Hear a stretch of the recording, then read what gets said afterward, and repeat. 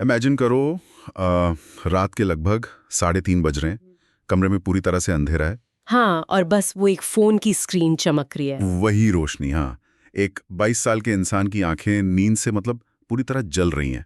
Body बिल्कुल थक चुकी है, पर वो स्क्रीन की ब्लू लाइट लगातार उसके चेहरे पे पड़ रही है। और दिमाग शटडाउन होने से एकदम मना कर रहा है। एग्जैक्टली बस एक और रील, एक और स्वाइप, और देखते ही देखते आधा घंटा और निकल जाता है। और सबसे डरावनी बात यह है ना कि ये कोई एक आइसोलेटेड इंसिडेंट नहीं है। आजकल हम लगभग हर किसी को इसी हालत में देखते हैं। सही बात है। दिमाग कंप्लीटली एग्जॉस्ट हो चुका है, लेकिन उनके लिए डिस्कनेक्ट करना इम्पॉसिबल लगता है। बिल्कुल। और आज की इस चर्चा में हमारा फोकस यही रियलिटी है। इस गहरे विश्लेषण के लिए हमारे पास एक बहुत ही आई ओपनिंग सोर्स मटेरियल है। ये एक शॉर्ट डॉक्यूमेंट्री का स्क्रिप्ट है जिसका टाइटल है द फिल्टर्ड लाइफ, जेन ज़ी और उसका ब्लैक होल। ये बहुत इंटरेस्टिंग टॉपिक है ना? इस स्क्रिप्ट का मेन फोकस उस जनरेशन पर है जो इंटरनेट और एल्गोरिदम्स के साथ ही बड़ी हुई है। इनकी लाइफ बाहर से देखने में बहुत ही एस्थेटिक, बहुत कूल और आज़ाद लगती है, पर उस फिल्टर के ठीक पीछे एक डार्क, एग्जॉस्ट करने वाला ब्लैक होल है। और यही इस डिस्कशन का मकसद है, इन दोनों कंट्रास्टिंग पहलुओं को समझना। ये एक बहुत ही अजीब सा पैराडॉक्स है। हम एक ऐसी जनरेशन की बात कर रहे हैं जो हिस्ट्री में सबसे ज्यादा कनेक्टेड है, राइट? दिखाती है कि ये लोग सबसे ज्यादा अकेले और एंग्शियस फील कर रहे हैं। ये सिर्फ स्क्रीन टाइम बढ़ने का मुद्दा नहीं है, ये हमारे कल्चर और हमारी साइकोलॉजी में एक बहुत बड़ा शिफ्ट है। तो चलो इसको शुरू से अनपैक करते हैं। इस स्क्रिप्ट का जो पहला फेज है ना, वो उस चमकती हुई दुनिया को दिखाता है जो इन लोगों ने अपने आसपास क्रिएट की है। वो एस्थेटिक वाली दुनिया। हाँ बिल्कुल। विजुअल्स बहुत फास्ट और एनर्जेटिक हैं इसमें।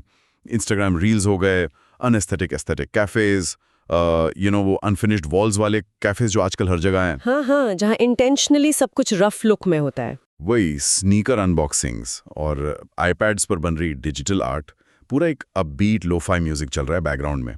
लेकिन जो चीज़ मुझे सबसे ज़्यादा स्ट्राइक की इसमें, वो इनकी लैंग्वेज है। भाषा में सच में बहुत बदलाव आया है। बहुत ज़्यादा। स्क्रिप्ट में कुछ पॉपअप टेक्स्ट्स आते हैं, जैसे पीओवी या फिर डिलुलू इज़ द ओनली सोलू और नो कैप। मैं सच बताऊं, पहली बार में तो मुझे इनका मतलब ही नहीं समझ आया। ये लैंग्वेज का जो शिफ्ट है ना, ये एक्चुअली इनकी साइकोलॉजी को समझने की सबसे बड़ी चाबी है। अच्छा, वो कैसे? अगर हम इस फ्रेज को लें, delulu is the only solo, right, इसको ब्रेक डाउन करें तो इसका बेसिक मतलब निकलता है कि delusional is the only solution. ओ, मतलब रियलिटी से भागना। एग्जैक्टली। दुनिया इतनी केओटिक और स्ट्रेसफुल हो चुकी है, इकोनॉमिक प्रेशर्स इतने हाई हैं कि रियलिटी को फेस करने से बेहतर है थोड़ा ख्याली दुनिया में रहना। अपने आप को एक मेन कैरेक्टर एनर्जी देना बेसिकली उनका कोपिंग मैकेनिज्म बन चुका है आजकल। वाओ, ये तो काफी डीप है। और वो नो कैप वाला? नो कैप मतलब, मैं सच बोल रहा हूँ, नो लाई। ये इनकी डिफ़ॉल्ट भाषा इसलिए बन गई है क्योंकि ये जनरेशन इंटरनेट पर आई नहीं है, ये इंटरनेट पर पैदा हुई है। वेट, इस पॉइंट को थोड़ा और डिटेल में समझते हैं। इंटरनेट पर पैदा हुई है से तुम्हारा मतलब है कि उनके लिए फिजिकल और डिजिटल दुनिया के बीच का फर्क खत्म हो चुका है? प्रिसाइसली। देखो, पुरानी जनरेशन्स के लिए इंटरनेट एक टूल था, है ना? हाँ, जरूरत पड़ने पर यूज किया। वही, आप कंप्यूटर ऑन करते थे, अपना काम करते थे और उसको ऑफ कर देते थे।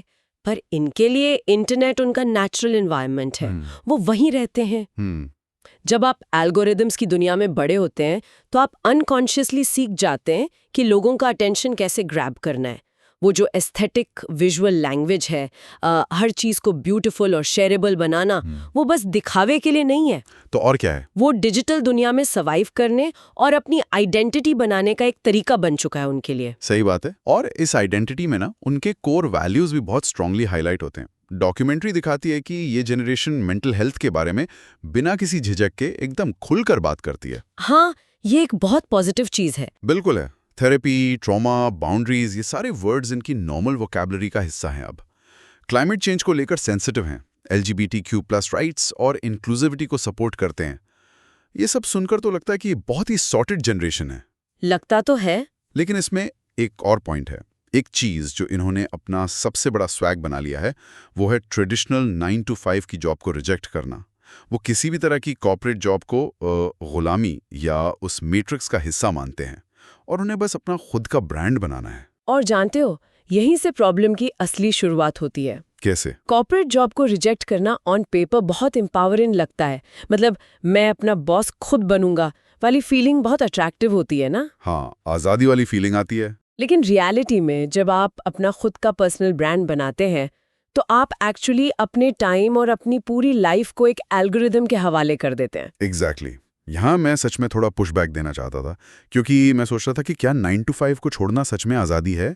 क्योंकि देखो, जब आप 9 to 5 करते हो तो शाम को 6 बजे आपका लैपटॉप बंद हो जाता है। सही बात है, एक क्लियर बाउंड्री होती है। वही ना, आपकी एक पर्सनल लाइफ होती है। लेकिन जब आप कंटेंट क्रिएटर बन जाते हो या अपनी लाइफस्टाइल को ही मोनेटाइज करने लगते हो, तब तो आप 24/7 काम कर रहे हो। आपका खाना, आपका घूमना, यहाँ तक कि आपका दुख, सब कुछ एक कंटेंट बन जाता है। तुमने बिल्कुल सही पॉइंट पकड़ा यहाँ पे।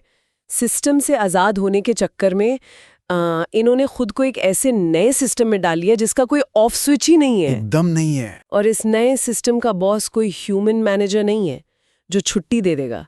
इसका बॉस एक रूथलेस एल्गोरिथम है जो लगातार नए और एंगेजिंग कंटेंट की डिमांड करता रहता है। जब हर चीज़ एस्थेटिक होनी चाहिए, जब आपका अस्तित्व ही आपका प्रोडक्ट बन जाए, तो जिंदगी जीना एक परफॉर्मेंस बन जाता है। बाप रे। आप हर वक्त स्टेज पर होते हैं, परफॉर्म कर रहे होते हैं। और कोई भी इंसान 24 घंटे स्टेज पर परफॉर्म नहीं कर सकता। जब लाइट बंद होती है तब असल प्रॉब्लम शुरू होती है। और यहीं पर ये डॉक्यूमेंट्री एकदम से शिफ्ट होती है अपने सेकंड फेज में। हाँ, वो अंधेरे कमरे वाला सीन। वही, वो चमकती हुई लो-फाई एस्थेटिक दुनिया गायब हो जाती है और हम उसी अंधेरे कमरे में वापस आ जाते हैं जहां रात के 3:30 बजे दिमाग शांत नहीं हो रहा है। इस सिचुएशन को स्क्रिप्ट में द इन्फिनिट स्क्रॉल या डूम स्क्रॉलिंग कहा गया है। ये डूम स्क्रॉलिंग वाला फेज एक्चुअली इस जनरेशन की सबसे बड़ी ट्रेजेडी बन चुका है। दिन भर परफॉर्म करने के बाद दिमाग लिटरली रेस्ट चाहता है। रेस्ट तो चाहिए ही ना, मशीन को भी। पर हमारा ब्रेन इस तरह से डिजाइन ही नहीं हुआ है कि वो इस अनलिमिटेड सप्लाई ऑफ इंफॉर्मेशन को प्रोसेस कर सके। जब लोग रात को स्क्रॉल करते हैं तो उन्हें लगता है कि वो रिलैक्स कर रहे हैं। पर असल में क्या हो रहा होता है? असल में फिजिकली और मेंटली उनका स्ट्रेस रिस्पॉन्स ट्रिगर हो रहा होता है। उनका नर्वस सिस्टम रेस्ट नहीं कर रहा है, वो हाइपर अलर्ट है। पता है, मैं पहले इस डूम स्क्रॉलिंग को एक कसिनो की स्लॉट मशीन जैसा समझता था। अच्छा, जैसे वो लिवर खींचना।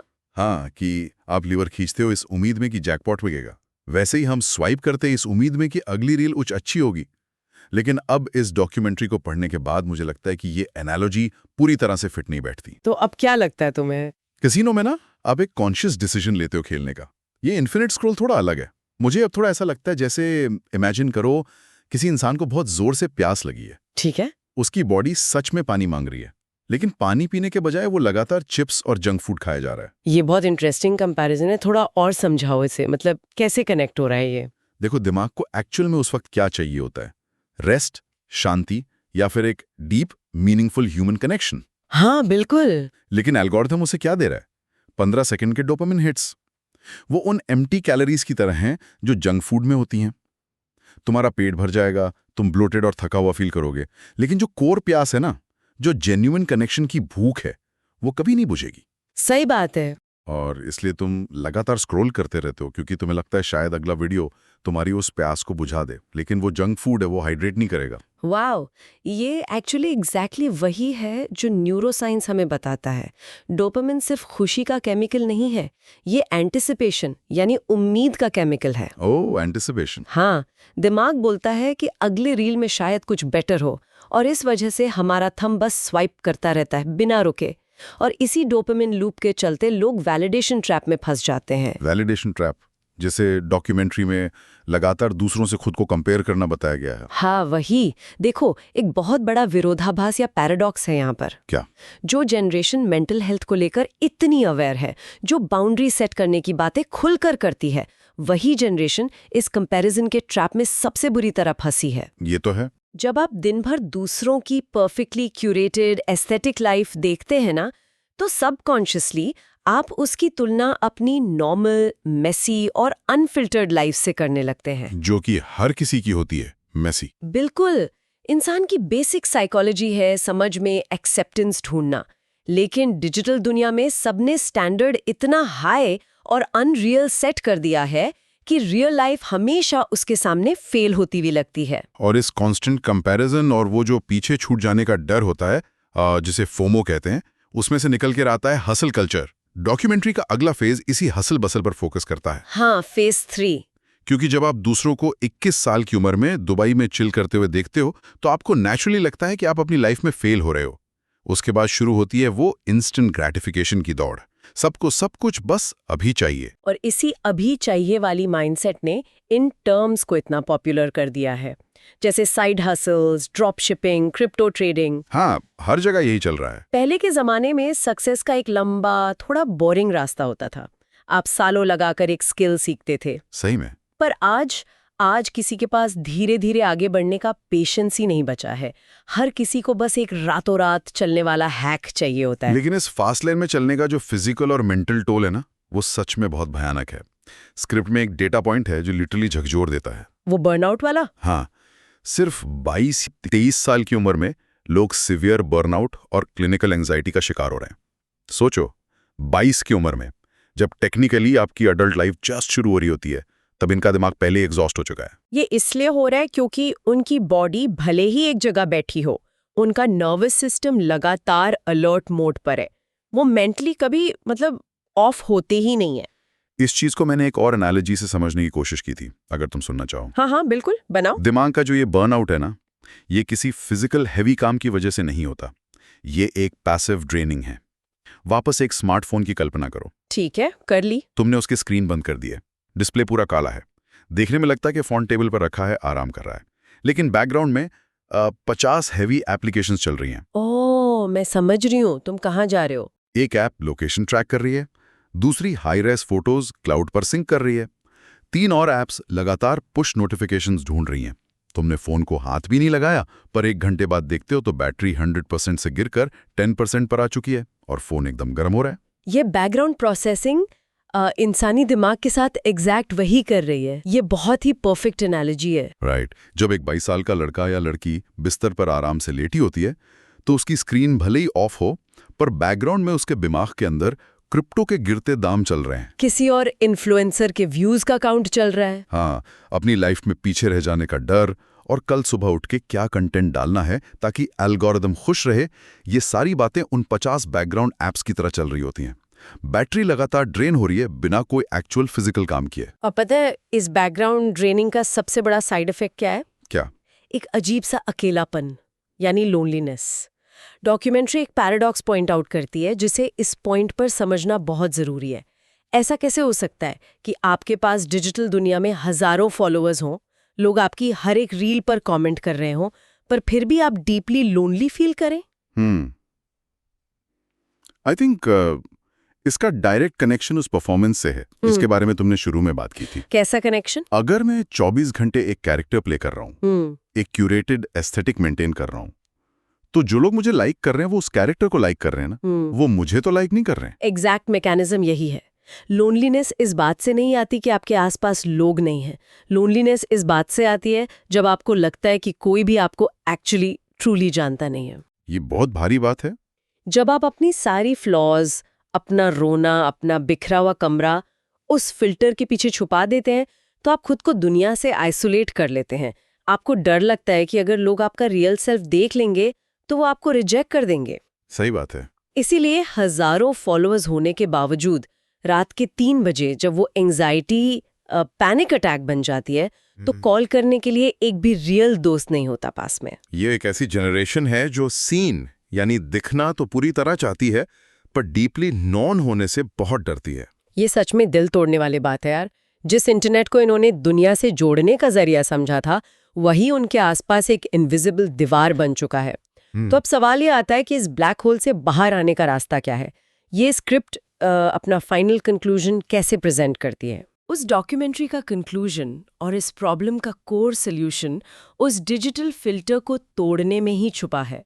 सबसे पहले आपको ये समझना होगा कि एल्गोरिदम आपका दोस्त नहीं है। बिल्कुल नहीं। और ना ही वो आपकी लाइफ का मैनेजर है। वो सिंपली एक टूल है जिसे प्रॉफिट कमाने के लिए डिजाइन किया गया है। जो बर्नआउट आपको हो रहा है वो किसी पर्सनल फेलियर का नतीजा नहीं है, बल्कि आप एक ऐसी मशीन के खिलाफ दौड़ रहे हो जो कभी नहीं थकती। इंसान को थकन होती है, मशीन को नहीं। तो बेसिक स्टेप क्या होना चाहिए इसमें? क्या उन 50 बैकग्राउंड ऐप्स में फोर्स क्लोज करना पड़ेगा? बिल्कुल। इस ब्लैक होल से बचने का एक ही रियल तरीका है अपनी आइडेंटिटी को इंटरनेट की इन मैट्रिक्स से अलग करना।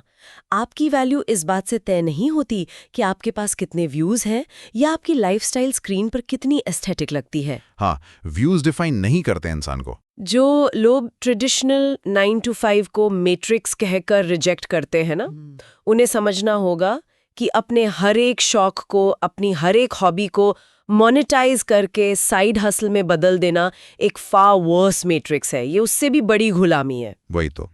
जब तक आप ऑफलाइन दुनिया में रियल कनेक्शंस नहीं बनाएंगे, किसी दोस्त के साथ बिना कैमरा ऑन किए बस ऐसी कॉफी नहीं पिएंगे, तब तक वो प्यास वाली प्रॉब्लम सॉल्व नहीं होगी जिसका तुमने जिक्र किया था। हाँ, सही बात है। आप कितना भी डोपामीन जंक फूड खा लें, आपकी सोल हाइड्रेट नहीं होगी उससे। ये एक बहुत ही स्ट्रॉन्ग और क्लैरिफाइंग पॉइंट है।